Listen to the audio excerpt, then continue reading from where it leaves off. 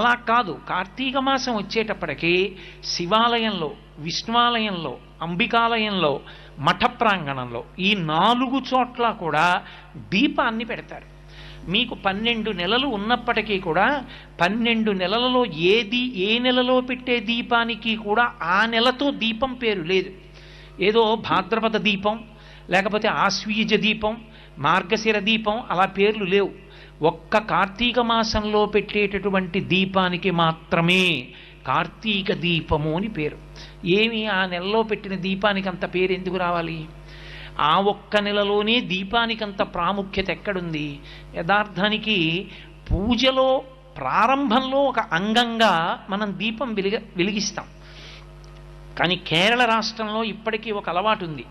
దీపం ఒక్కదాన్ని వెలిగించి దాని మీదకి అన్నపూర్ణని ఆవాహన చేసి పూజ చేస్తారు అక్కడ. కానీ మన వైపు ఆ ఆచారం లేదు. దీపం ఎందుకు పెడతాం మనం పూజలో అంటే, ఉదయం 11 గంటలకి పూజ చేసిన దీపం పెడతాం, 12ంటికి పూజ చేసిన దీపం పెడతాం, సాయంకాలం 4 గంటలకి సత్యనారాయణ వ్రతం చేసుకుంటున్న దీపం పెడతాం. ఎందుకు అక్కడ దీపం లేదా, వెలుతురు లేదా? ఎందుకు దీపం పెట్టడం?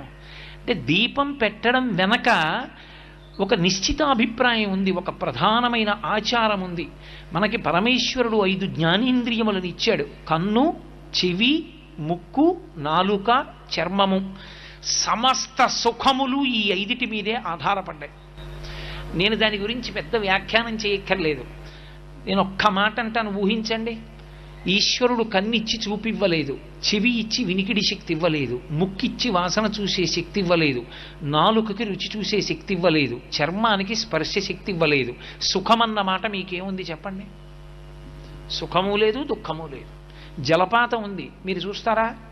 వీణానాదం ఉంది, మీరు వింటారా? రామాయణం ఉంది, చదువుతారా? తిరుపతి లడ్డు ఉంది, మీరు తింటారా? కడుపున పుట్టిన కొడుకున్నాడు, మీరు పుత్రగాత్ర పరిశ్వంగం అనుభవించగలరా? దేవాలయ శిఖరాన్ని చూస్తారా? ఎందుకు ఇంకా మీకు ఏమిటి సుఖం?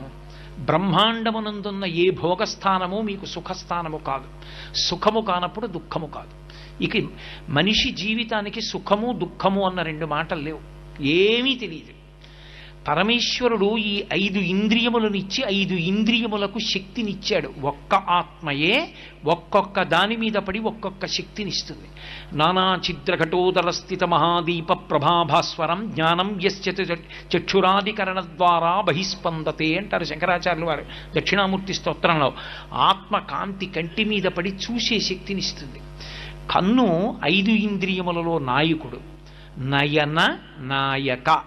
ముందు కన్ను లాగుతుంది, ఇంద్రియాలన్నీ ఎడతాయి. కన్ను లేకపోతే 90% సుఖాలన్నీ చచ్చిపోయినట్టే. కన్నుంది కాబట్టే సుఖాలు, చాలా సుఖాలు. అటువంటి కంటిని నాకిచ్చి ఈ కంటితో నా కొడుకుని, నా కూతుర్ని, నా మనవల్ని, నా భార్యని, ఆ చెట్లని, పరమేశ్వర మూర్తిని, రామాయణ గ్రంథాన్ని, శ్లోకాల్ని చూసి పొంగిపోతున్నాను. ఇన్ని చూసి ఎంత పొంగిపోతున్నానో. ఈశ్వర, ఈ కన్ను ఇచ్చావు కాబట్టి నాకు ఇన్నున్నాయి. ఈ కన్నిచ్చిన నీకు కృతజ్ఞత చెప్పడానికి ఆ వెలుతురికి ప్రతీకగా నీ ముందు దీపం ఉంచుతున్నానని దీపం పెడతాను తప్ప కాంతి లేదని దీపం పెట్టుతున్న వాళ్ళం కాదు. ఒక ఆచారాన్ని పాటిస్తున్నామంటే వేదం దాన్ని ఎందుకు పాటించాలో చెప్పింది. అందుకు దీపం. ఆ దీపం పెట్టి పూజ ప్రారంభం చేస్తాం. కానీ కార్తీక మాసంలో పెట్టే దీపం అందుకొరకు కాదు. కార్తీక మాసంలో పెట్టేటటువంటి దీపానికి ఒక్కదానికి ఒక ప్రత్యేకత ఉంది. ఒకటి, ఆంతరమునందు ఉద్దీపనాన్ని పొందుతాడు, బాహ్యమునందు లోకోపకారం చేస్తాడు. ఎందుకని? ఈ ప్రపంచంలో పరమేశ్వరుడు ఒక్కొక్క దానికి ఒక్కొక్క విభూతినిచ్చి నువ్వు మాత్రమే అనుభవించు, ఇతరులకు చెందదు అన్నాడు. అది తానే అనుభవిస్తుంది. కొన్నిటికి పరమేశ్వరుడు విశేషమైన విభూతినిచ్చినా అవి తమకి అనుకూలంగా వాటిని ఉపయోగించుకోవడం కూడా వాటికి చేత కాదు. మీకు నేను ఒక ఉదాహరణ చెప్పాలంటే, భగవంతుడికి పూజ చేశామనుకోండి, ఆయన బడలిపోతాడు. ఆయనకి కూడా అలసట ఉంటుంది.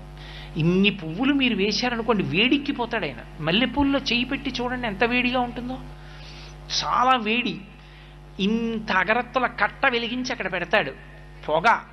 బడలిపోయిన పరమేశ్వరుడికి చామరం వేస్తే ఆయన అమ్మయ్యా అని ప్రశాంతత పొందుతాడు. అందుకే రాజోపచారాల్లో చామరం జయామి, చామరం వేస్తాం.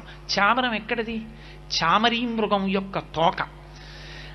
ఆ చామరీ మృగం యొక్క తోకలోని వెంట్రుకలను గుదిగుచ్చి చామరంగా వేస్తాం.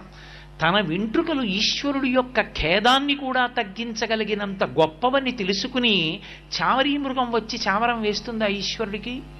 వెయ్యలేదు.